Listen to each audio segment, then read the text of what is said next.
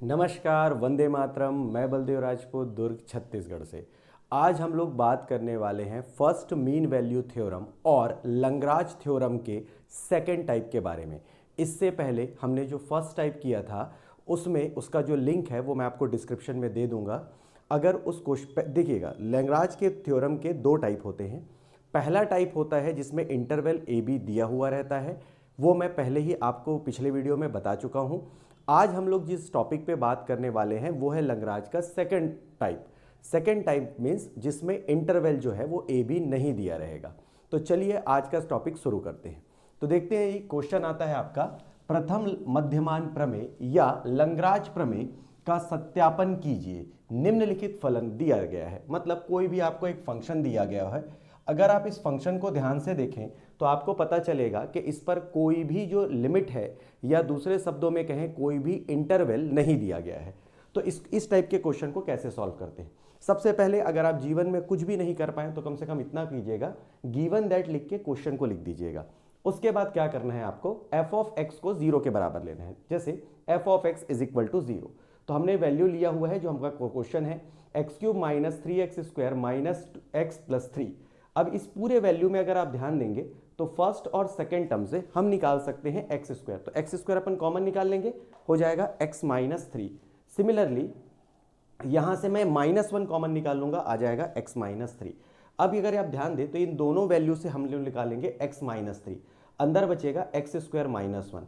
अब x minus 3 को एक बार अपन जीरो के बराबर लेंगे, फिर एक्स स्क्वायर माइनस 1 को जीरो के बराबर लेंगे। एक्स का वैल्यू इस वैल्यू से आ जाएगा 3, एक्स स्क्वायर वैसी का वैसी रखेंगे, 1 को इधर लाएंगे तो X square is equal to हो जाता है 1, तो एक्स बराबर हो जाएगा प्लस माइनस 1।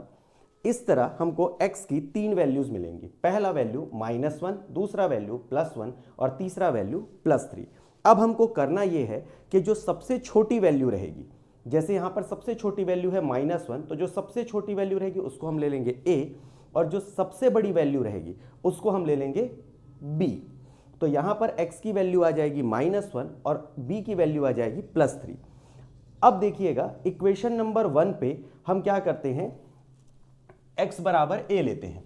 तो यहां पर अगर मैं x बराबर a लूं तो जहां जहां पर भी आपको x दिखाई दे रहा है उसकी जगह पे आपको a लिखना है। देखिएगा, मैंने जहां जहां पर भी x था उसकी जगह पे a लिख दिया। अब a का वैल्यू हम लोगों ने कितना अज्यूम किया है, -1।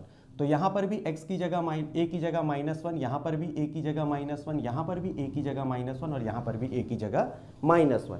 अगर मैं सिंपली इनको सॉल्व करूं तो -1 की पावर 3 हो जाएगा -3, -1 का स्क्वायर हो जाएगा +1 इंटू सामने है -3, तो ये हो जाएगा आपका -3 प्लस माइनस माइनस हो जाएगा +3। अगर मैं इसको कैलकुलेट करूं तो इसका वैल्यू वही आएगा जो आप अगर नहीं पढ़ेंगे तो आपका नंबर आएगा। आगे देखते हैं, x बराबर अपन लेते हैं b। तो जहां जहां पर भी x है उसकी जगह पे ले लेता हूं b, और b का वैल्यू होता है 3, हमने अज्यूम किया है क्योंकि यहां पर हमने जो वैल्यू निकाली थी उससे। तो जहां जहां पर भी आपका b था उसकी जगह मैं लिख दूंगा 3। अगर मैं कैलकुलेट करूं तो 27 माइनस 27 माइनस 3 प्लस 3, और फिर से आर्यभट्ट का नीतांक मतलब 0 आ जाता है। अगर आप देखें इक्वेशन नंबर 1 से तो हमको एक चीज नोटिस होता है कि f of a is equal to क्या है, f ऑफ b। अगर मैं इसे चाहूं तो रोले के थ्योरम से भी बना सकता हूं, लेकिन यहां पर क्लियरली मेंशन किया हुआ है कि इसको हमको फर्स्ट मीन वैल्यू थ्योरम या लैग्रांज थ्योरम से बनाना है। तो हम इसको लैग्रांज थ्योरम से ही सॉल्व करेंगे। लैग्रांज थ्योरम से सॉल्व करने के लिए एफ ऑफ एक्स का जो भी वैल्यू दिया गया है उसमें हम क्या करेंगे, इसका डैश कर निकाल लेंगे। डैश का मतलब होता है गिवन इक्वेशन को डी बाई डी एक्स करना, मतलब एक्स के रिस्पेक्ट में डिफरेंशिएट करना। जैसे ही मैं एक बार डिफरेंशिएट करूंगा तो यहाँ पे एफ डैश एक्स लिखाऊंगा। एक्स क्यूब का डिफरेंशिएशन होता है, आप सबको पता है, 3x स्क्वायर। एक्स स्क्वायर का डिफरेंशिएशन होता है 2x, सामने 3 का मल्टीप्लाई होने की वजह से हो जाएगा 6x, x का हो जाएगा 1 और कांस्टेंट का हो जाएगा 0। अब x बराबर आप झाई ले सकते हैं, अगर आपको झाई लेने में प्रॉब्लम होती है तो आप इसकी जगह पे c भी ले सकते हैं। जहां जहां पर भी x था उसकी जगह पे मैं लिख दूंगा झाई। अब हम लोग क्या करेंगे, लैग्रांज का फर्स्ट मीन वैल्यू थ्योरम लगाएंगे। एफ डैश झाई is equal to F of B minus F of A upon B minus A. F of B का वैल्यू हम निकाल चुके हैं, आपको याद होगा 0 था। एफ ऑफ ए का वैल्यू हम निकाल चुके हैं, वो क्या था, 0 था। बी का वैल्यू था 3 और ए का वैल्यू था -1, तो ये प्लस हो जाएगा। क्योंकि 0 - 0 0 ही होता है, अगर मैं इसको पूरा सॉल्व करूं तो मेरे को क्या मिलेगा, 0। अब ये सेकेंड ऑर्डर का इक्वेशन हो जाता है, इसका ax² plus bx plus c is equal to 0। Second order का अगर इक्वेशन हो तो इसका सोल्यूशन होता है x बराबर minus b plus minus b² minus 4ac upon 2a। अब अगर आप ध्यान दें तो यहाँ पर a की जगह पर 3 है, b की जगह पर -6 है और c की जगह पर -1 है।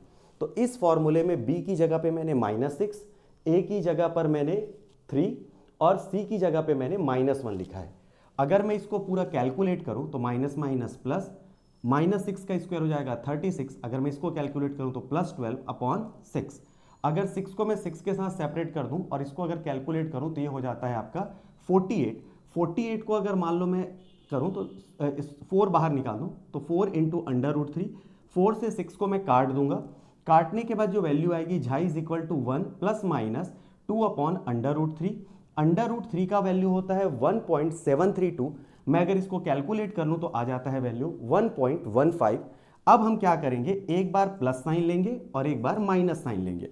जब मैं प्लस साइन लेता हूं तो 1 प्लस 1.15 को अगर मैं सॉल्व करूं तो वैल्यू आता है 2.15। अगर आप ध्यान दें तो ये -1 और 3 के बीच में है, मतलब यहां पर लंगराज का जो थ्योरम है वो प्रूफ हो जाता है।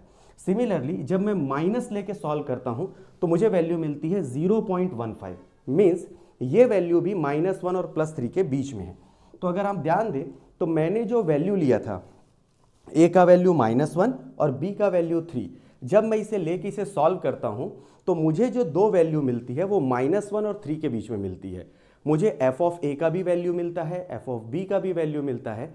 मतलब कहने का ये है कि ये लंगराज के दिए गए तीनों कंडीशन को फुलफिल करता है, और अगर ये लंगराज के तीनों कंडीशन को फुलफिल करता है तो यहाँ पर लंगराज का प्रमेय सत्यापित हो जाता है। अब मैं उम्मीद करता हूँ कि आपको ये जो सेकेंड टाइप का जो क्वेश्चन है वो समझ में आया होगा। तो मिलते हैं अगले वीडियो में, तब तक के लिए जय हिंद, वंदे मातरम।